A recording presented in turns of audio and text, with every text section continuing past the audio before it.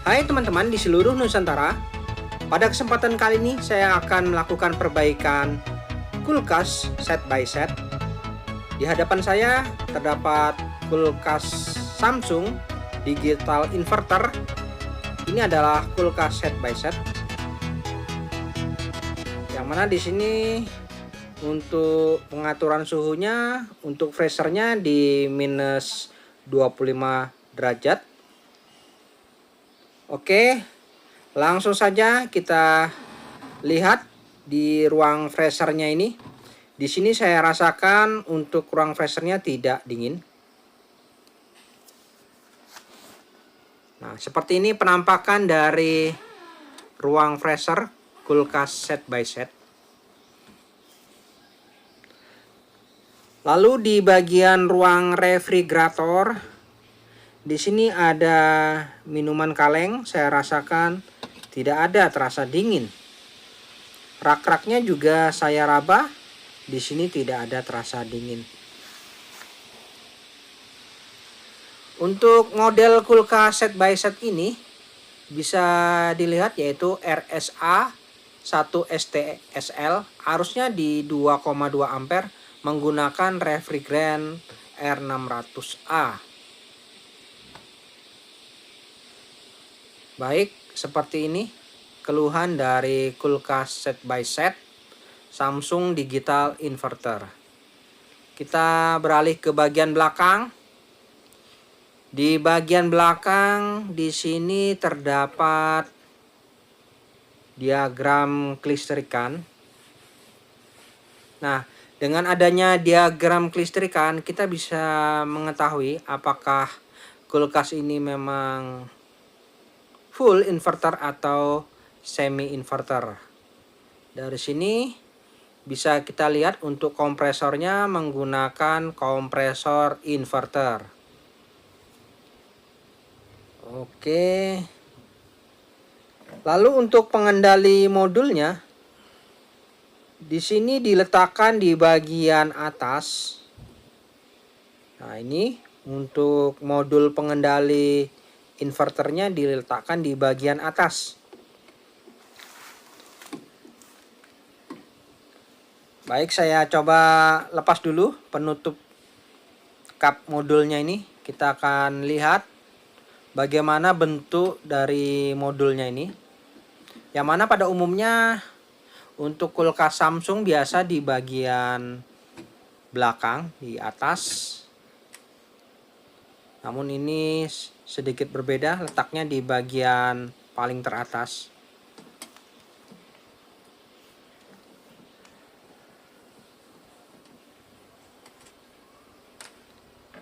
Oke, sudah terlepas semua skrup. Selanjutnya bisa kita lihat. Nah, ini penampakan dari blok modul pengendali dan blok inverter. Ini adalah blok pengendali modulnya seperti ini. Yang mana untuk blok pengendali modulnya ini tidak dilengkapi dengan lampu LED kontrolnya ini. Tidak ada di sini. Oke ya, tidak ada lampu indikatornya. Sedangkan ini adalah blok inverternya. Nah, ini ada lampu LED-nya ini untuk mengetahui apakah ada kode error. Namun tidak ada masalah ya, tidak ada kedipan. Artinya kinerja dari rangkaian modul dan inverter ini normal saja. Selanjutnya saya coba ukur arusnya nih pada saat running ini berapa. Wah, di 0,52 ampere ternyata. Jadi seperti tidak ada beban. Ini seperti hanya mesin kompresor saja yang aktif, namun tidak ada beban sama sekali. Cukup ringan ini. Oke, jadi seperti ini ya. Gejalanya tidak dingin dan ampernya menunjukkan di 0,52 ampere. Jadi kompresornya tidak ada beban sama sekali. Oke, kita akan masuk lebih dalam ke bagian ruang mesin, yang mana di bagian belakang bawah di sini terdapat kap penutup pada ruang mesin. Saya akan buka dulu skrupnya ini. Di sini ada beberapa skrup yang harus dilepas.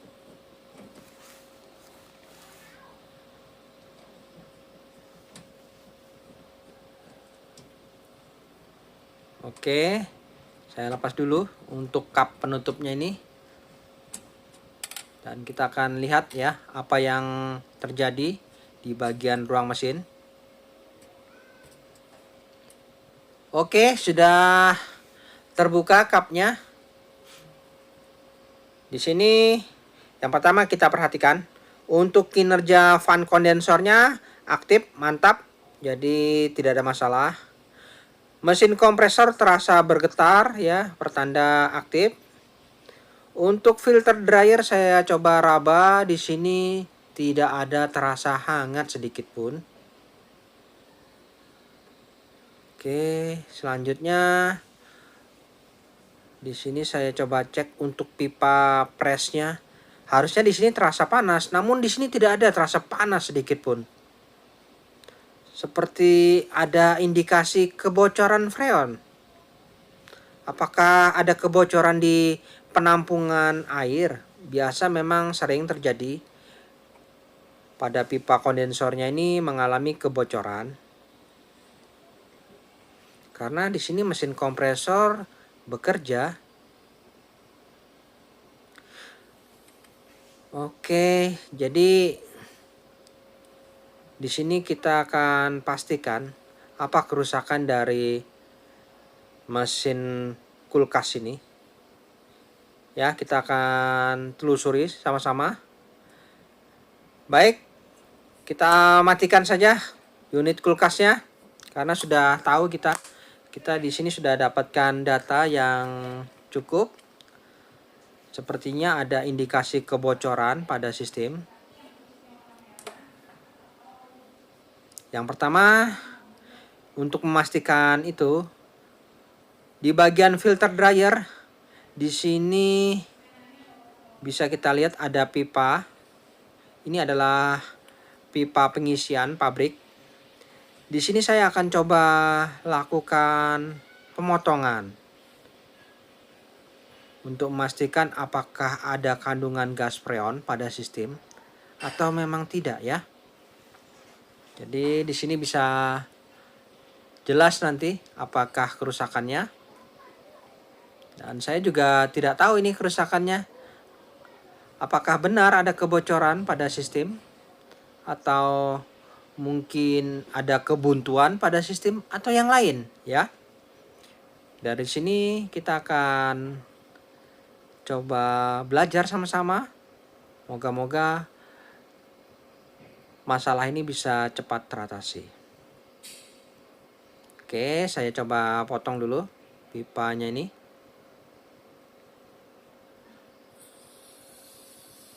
Ya, di sini nampak ada kandungan gas freon yang keluar pada sistem.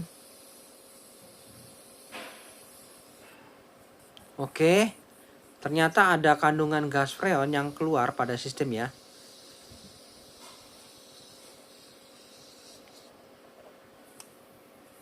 Ini di sini ya, ada freon yang keluar. Jadi saya coba kosongkan saja freonnya.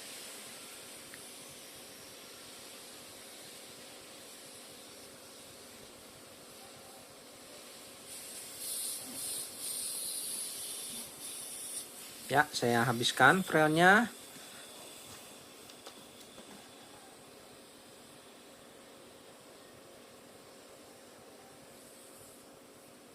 Oke ya, di sini sudah tidak ada kandungan gas freon, sudah habis terbuang.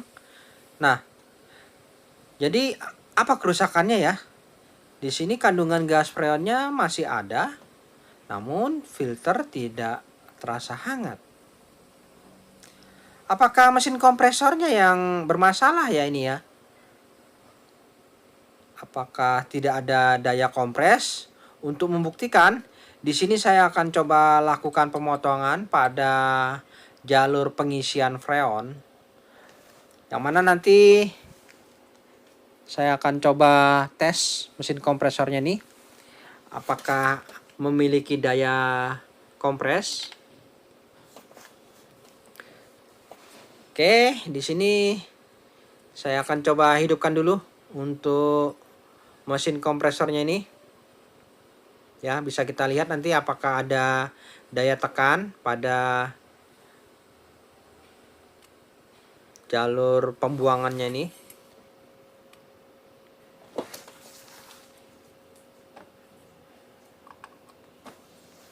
Oke, saya berikan sumber dan pastikan di sini fan kondensor aktif. Ya, fan kondensor aktif. Tinggal nunggu untuk mesin kompresor start. Oke, mesin kompresor start. Dan di sini saya coba tahan. Apakah ada daya tekan yang cukup kuat?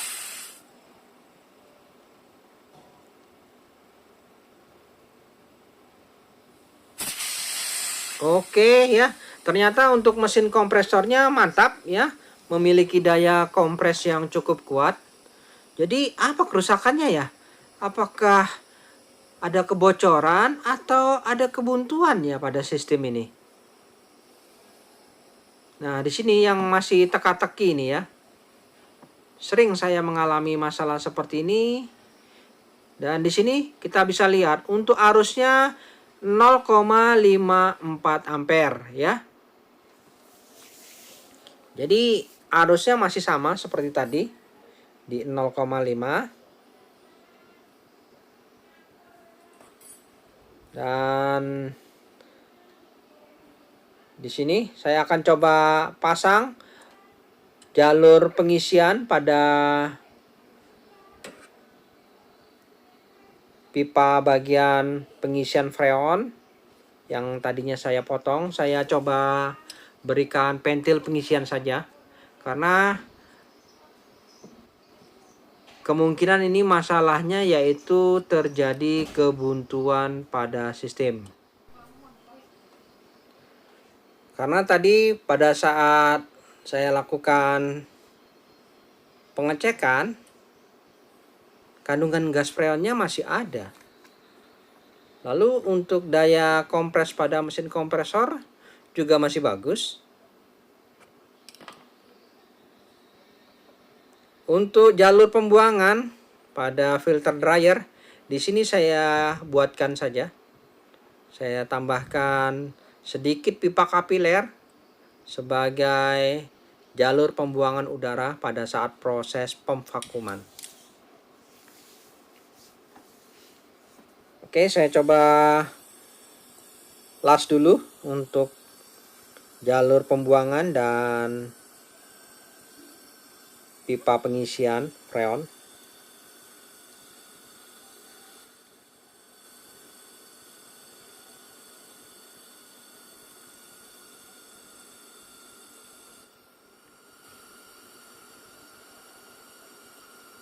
Oke, dalam hal proses pengelasan, kita harus pastikan benar-benar matang dan rapat ya, jangan sampai ada kebocoran. Ini adalah jalur pengisian freon. Oke, sudah terpasang untuk pentil pengisian ya. Ini sudah terpasang.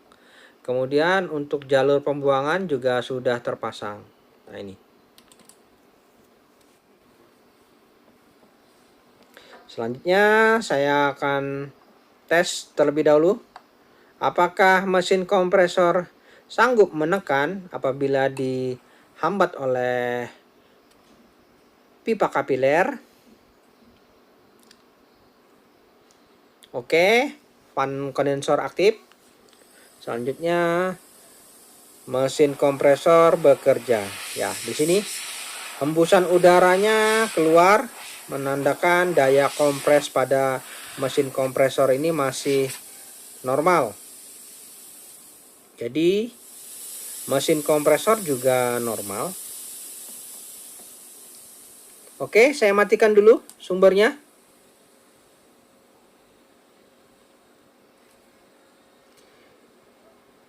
Maka dari itu kita harus lakukan pengecekan lagi. Apakah ada kebocoran ya di bagian kondensornya ini? Apa di evaporatornya mungkin ya? Biar lebih pasti, di sini saya akan coba lakukan tes press terpisah antara kondensor dan evaporator untuk lebih meyakinkan ya. Oke, di sini untuk jalur pada kondensor pada bagian filter dryer di sini. Di sini saya coba potong. Ini saya potong di sini karena untuk pipa kondensornya ini terlalu sedikit ya. Jadi saya potong saja di sini. Dan untuk pipa kapilernya juga terlalu sedikit, jadi saya memilih memotong di sini saja. Untuk jalur pipa kapiler saya biarkan saja. Lalu untuk jalur evap di sini karena lari ke bagian belakang ya, di sini cukup sulit nanti pada saat proses penyambungan. Maka dari itu saya akan lakukan pemotongan juga nanti. Nah, ini saya akan potong juga di jalur pipa tekannya ini. Ini untuk memastikan apakah memang benar tidak ada kebocoran pada sistem. Apabila diyakinkan memang tidak ada kebocoran, berarti kerusakannya yaitu terjadi kebuntuan pada sistem. Karena tadi sama sekali untuk filter dryer tidak terasa hangat, untuk pipa kondensornya pun juga tidak ada terasa panas.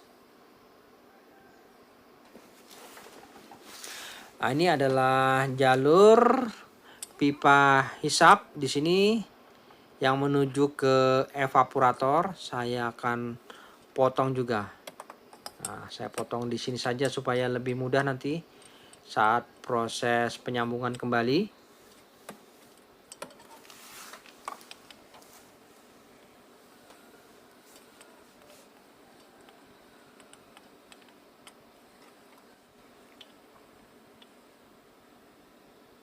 Oke, di sini saya potong untuk jalur hisap pipa menuju ke kondensor.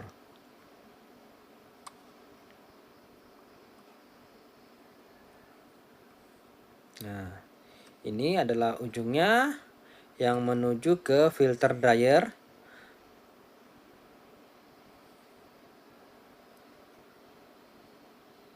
Nah, ini ya.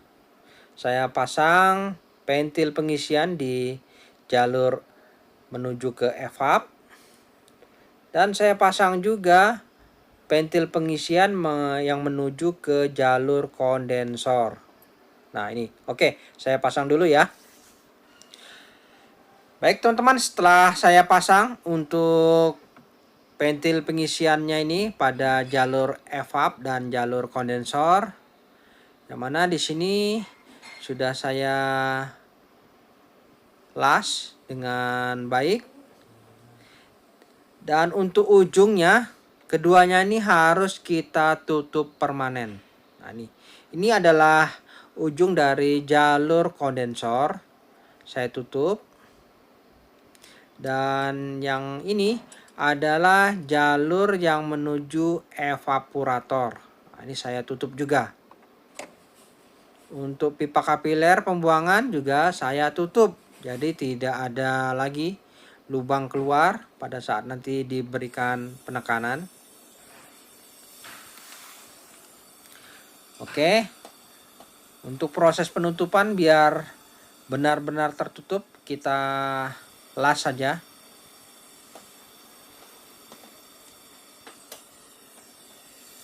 Oke, tertutup. Untuk pipa kapilernya ini juga tutup saja.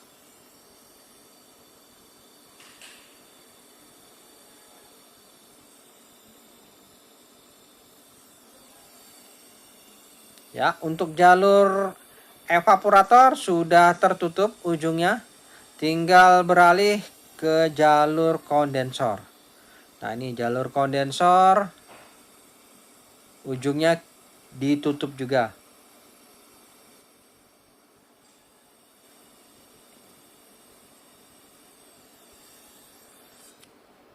Oke, sudah tertutup. Dan biarkan saja dulu. Nah, seperti ini ya.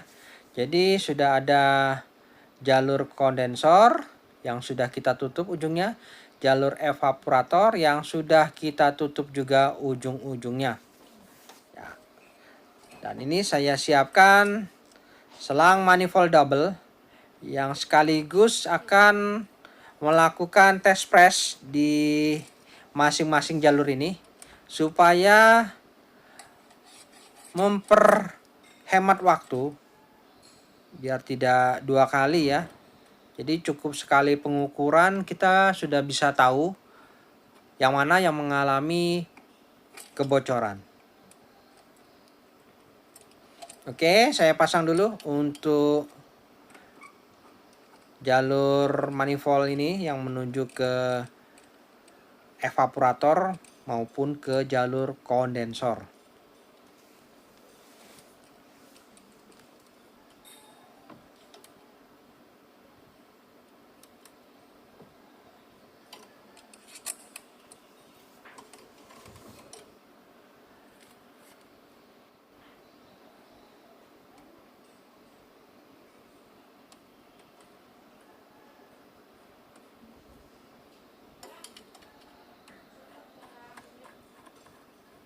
Nah, ini adalah jalur yang menuju pipa kondensor. Ya. Jadi harus benar-benar rapat ya pada saat proses test press ini.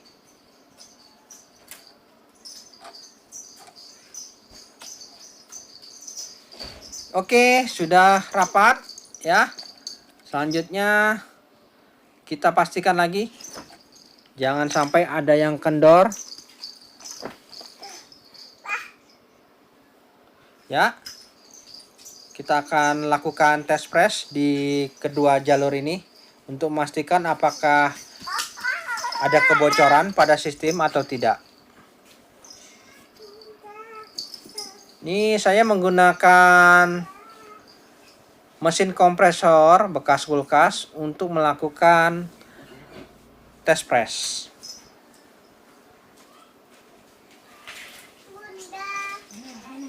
Oke, saya coba hidupkan kompresor test pressnya ini. Dan di sini coba kita lihat, perhatikan jarum manifold sudah mulai bergerak naik. Proses penekanan berlangsung. Yang mana tadi di angka 0 sudah naik gini.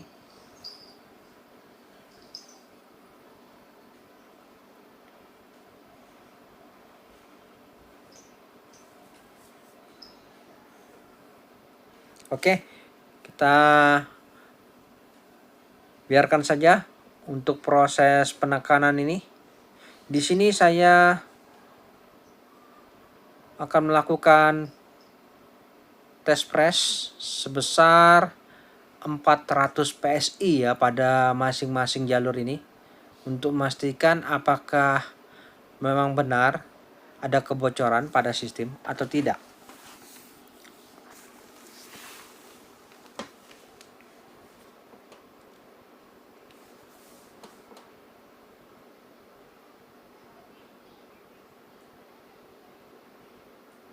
Oke, setelah mendekati di skala 400 PSI. Di sini kita fokus dulu di bagian satu jalur, yang mana kita fokus di jalur warna biru atau merah, agar kita bisa mengatur proses penekanannya. Ya, di sini untuk jalur manifold yang berwarna biru saya fokus di situ.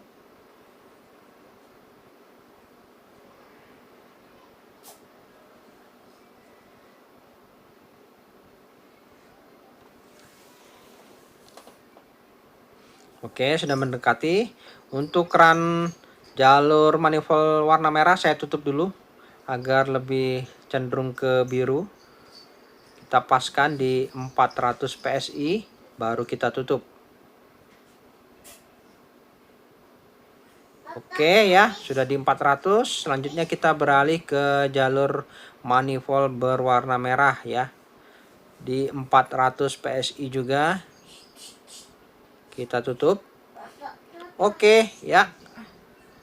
Sudah 400 PSI masing-masing. Selanjutnya kita matikan mesin kompresornya. Nah, ini ya. Untuk tekanannya skalanya di 400 PSI ini. Nah, ini ya. Untuk jalur evap, untuk jalur kondensor sama di 400 PSI. Nah, ini untuk membuktikan apakah memang ada kebocoran pada sistem. Yang mana apabila memang ada kebocoran di antara kedua jalur tersebut pasti akan mengalami penurunan ya. Kita biarkan saja dulu dalam beberapa jam. Baik teman-teman, setelah beberapa jam kemudian di sini bisa kita lihat untuk jalur evaporator masih stabil di 400 PSI ya. Jarumnya mantap. Kemudian untuk jalur kondensor di sini masih di 400 PSI juga ya, artinya mantap juga. Jadi kesimpulannya tidak ada kebocoran pada sistem. Selanjutnya kita kosongkan saja udara yang ada pada sistem ini, kita buang saja semua. Karena memang tidak ada kebocoran ternyata. Oke, saya kosongkan dulu. Nah, ini ya. Untuk jalur evaporator tekanannya saya kosongkan dulu. Nah, ini jarumnya sudah mulai turun. Kita kosongkan semua ya untuk tekanan udara yang ada pada sistem.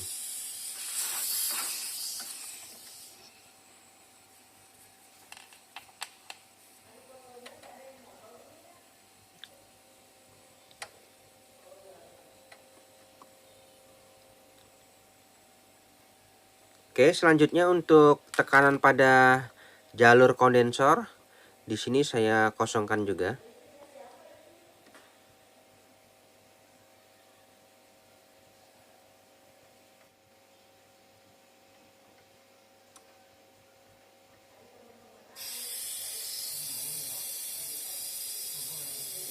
Nah, ini sudah mulai turun ya tekanan yang ada pada sistem.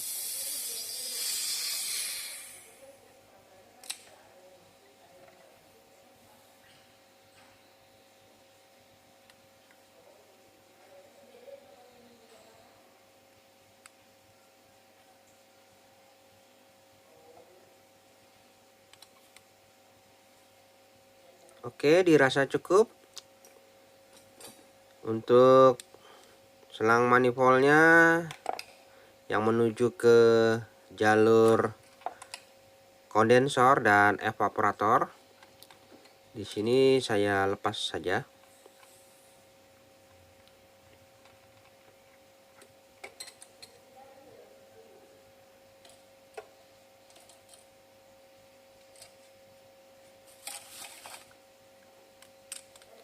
Dan selanjutnya di sini tinggal kembalikan saja posisi sambungan untuk jalur filter dryer menuju ke kondensor.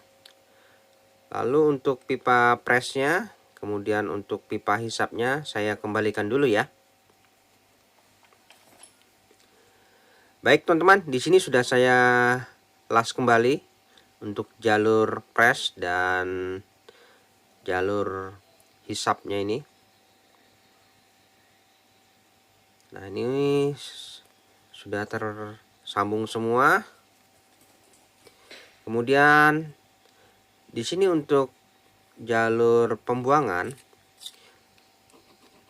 saya potong dulu pipa kapilernya ini yang untuk jalur pembuangan udara. Dan saatnya dilakukan proses pemvakuman. Oke, saya nyalakan dulu unit kulkasnya ini. Pastikan fan kondensor aktif. Oke ya, aktif. Kemudian mesin kompresor bekerja. Nah, ini ya, sudah ada daya dorong pada mesin kompresor. Ini untuk jalur hisapnya dipasang dulu spuyer pentil pengisiannya ini. Nah, ini sebelum dilakukan proses pengisian, spuyer pentil pengisian saya pasang pada jalur pengisiannya ini.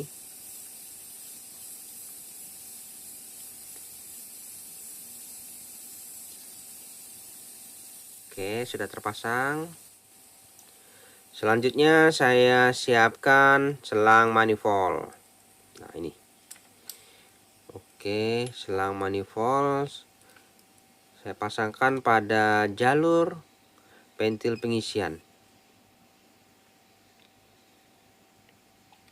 Nah, begini. Dan pastikan untuk keran manifoldnya ini berfungsi dengan baik. Pastikan pada saat ditutup proses pemvakuman berlangsung. Di sini untuk jalur pembuangan pada pipa kapiler, udaranya akan habis nantinya. Paling tidak kurang lebih sekitar 30 menit.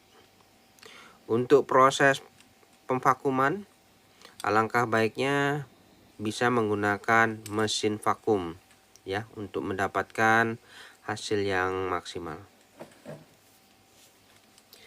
Oke, bisa dilihat untuk arusnya ini berapa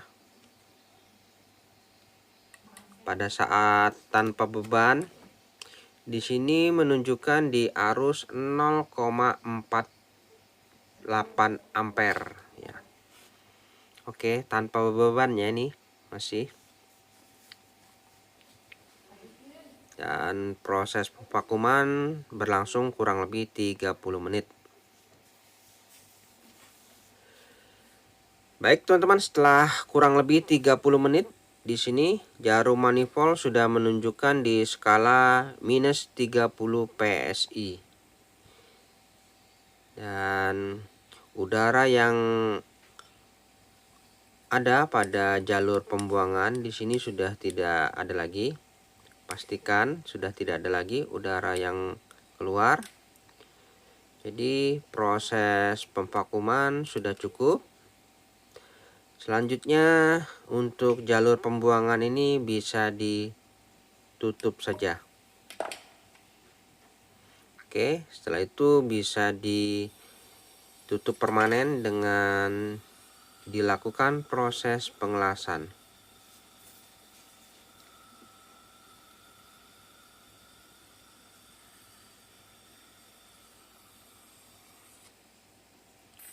Oke, sudah cukup.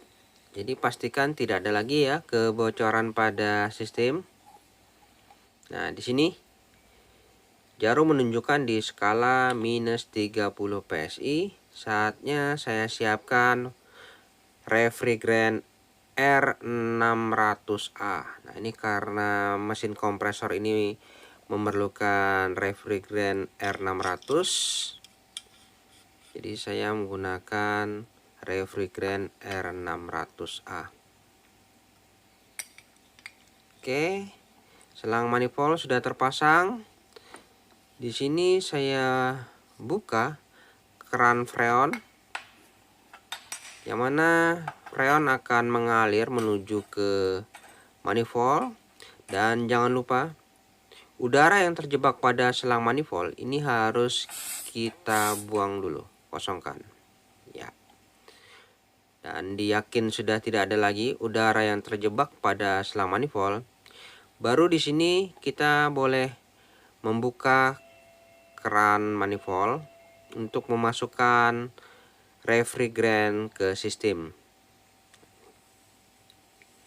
Oke, sekarang proses pengisian freon berlangsung.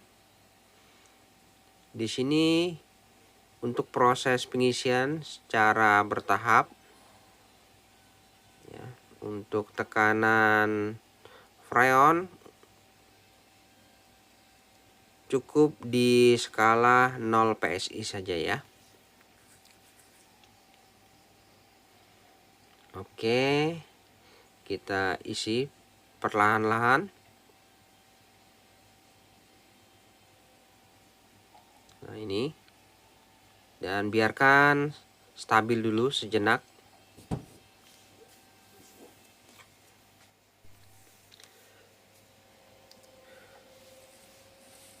Oke, setelah proses pengisian secara bertahap, di sini kita isi lagi sedikit demi sedikit sampai menunjukkan di skala 0 PSI. Nah ini ya, nanti akan turun lagi dan kita bisa tambahkan lagi secara bertahap. Nah ini masih mendekati ya di 0 PSI, kita tambah lagi.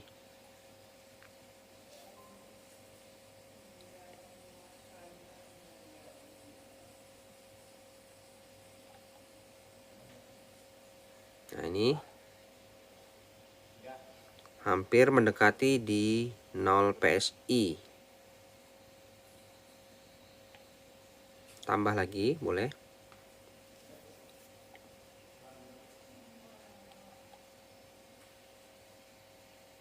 Oke, di sini tepat menunjukkan di skala 0 PSI. Apabila kurang, bisa ditambah sedikit lagi.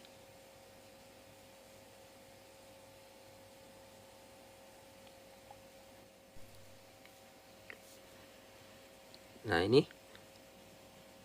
mendekati di 0 PSI.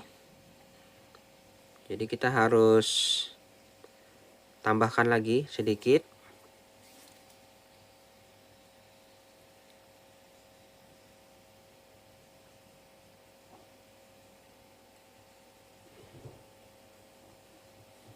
Ini saya tambahkan lagi untuk mendapatkan tekanan freon di skala 0 PSI. Oke, saya rasa sudah cukup ini, tepat di skala 0 PSI tekanan freonnya. Jadi saya rasa sudah cukup ya. Jangan sampai terlalu berlebihan. Dan mari kita lihat dulu berapa arusnya nih. Untuk tekanan 0 PSI, di sini arusnya di 1,78 ampere. Nah, ini menandakan bahwa mesin kompresor bekerja dan ada beban. Untuk filter dryer terasa hangat sudah, mantap. Oke, di sini biarkan saja proses sirkulasi gas freon berlangsung. Kita biarkan dulu dalam beberapa menit ya. Nah, seperti ini. Jadi kita biarkan saja dulu. Baik teman-teman, setelah beberapa menit di sini kita lihat lagi arusnya menunjukkan di 1,54 ampere. Saya rasa sudah cukup ini ya. Arusnya di 1,56 ampere ya. Jadi untuk proses pengisian freon sudah cukup. Untuk kode errornya juga tidak ada di sini, normal saja. Tinggal kita tutup saja untuk kap penutup modul pengendali inverternya ini. Oke, saya lakukan penutupan terlebih dahulu untuk kap penutupnya ini. Dan setelah tertutup, di sini bisa kita cek lagi. Filter dryer terasa hangat masih di sini ya, menandakan mantap ini. Untuk proses sirkulasi freonnya lancar. Dan tinggal kita matikan saja. Bisa ditutup untuk kap ruang mesinnya ini.